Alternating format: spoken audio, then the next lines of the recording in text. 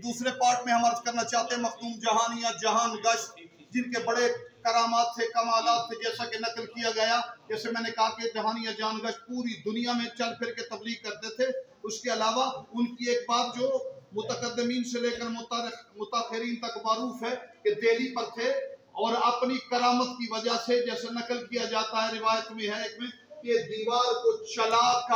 दीवार को दिल्ली से चला कर वो शरीफ आए। तो जो सादात हों, अली की औलाद से हों, फातिमा की औलाद से हों, तो मालिक जुल जलाल उनके जिक्र में, उनके अमल में ताकत अता करता है। क्योंकि सादात हैं, औलाद सैयदा हैं, औलाद अमीरुल मोमिनीन है। तो जब कहते हैं निगाह मर्द मोमिन से बदल जाती है तकदीर है, एक आम मर्द मोमिन की निगाह से तकदीर बदल जाती है। जलालुद्दीन हुसैन तो अली का लाल है। अस्सलामु अलैकुम व रहमतुल्लाह।